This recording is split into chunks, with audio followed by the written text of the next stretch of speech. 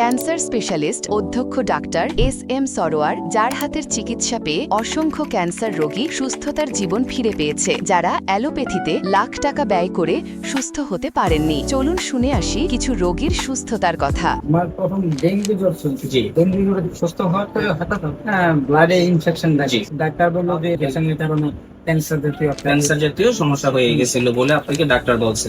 তো আপনি আমাদের এখানে আসছিলেন গত 2024 সালের আগস্ট মাসে আমাদের এখানে চিকিৎসা শুরু করলেন। তো চিকিৎসার কতদিনের মধ্যে আপনার সেটা ব্লাড ক্যান্সারটা নেগেটিভ আসলো? এটা 2-3 মাস খাওয়ার পরে আস্তে আস্তে উন্নতির দিকে আল্লাহর রহমতে আপনি আগস্টে আমাদের এখানে চিকিৎসা আসেন, আগস্ট 2024-এ।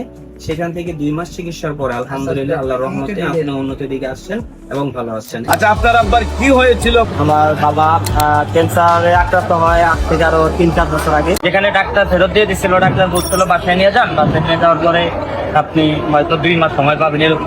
আস্তে আস্তে উনি আস্তে আস্তে স্বাভাবিক হয়ে আল্লাহর রহমতে এখন 2 বছর যাবত স্যারের কাছ থেকে কন্টিনিউ। বাবা এখনো 2 বছর সুস্থ আছে, ইনশাল্লাহ ভালো আছে আলহামদুলিল্লাহ। আমার 4 মাস আগে খুব গুরুতর অসুস্থ হয়ে গেছে, তার বাথরুম বন্ধ হয়ে গেছিল। তখন এমন অবস্থা, সে রাত্রে একালা অবস্থা অনেক খারাপ হয়ে যায়।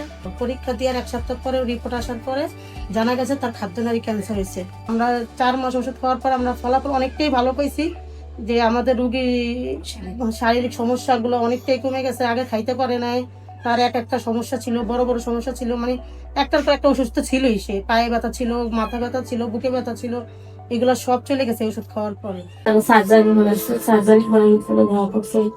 তখন তো একবারও হাঁটতে পারতো না, বইতে পারতো না, খাওয়া দাওয়া না, বেলা কমিতো। আপনাদের এলাকায় কত টাকা গেছেন চিকিৎসা? আমরা পাচ্ছি 1 লাখ টাকা। তারপরে এখন আর ঠিকানা পাইছি। আমার ঠিক আছে, আমার চিকিৎসা প্রতিদিন হইল 1 মাস। এখন বাচ্চার কি অবস্থা?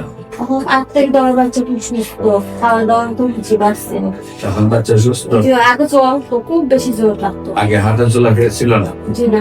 এখন ধীরে ধীরে হাঁটতে পারে, খাওয়া দাওয়া চলে।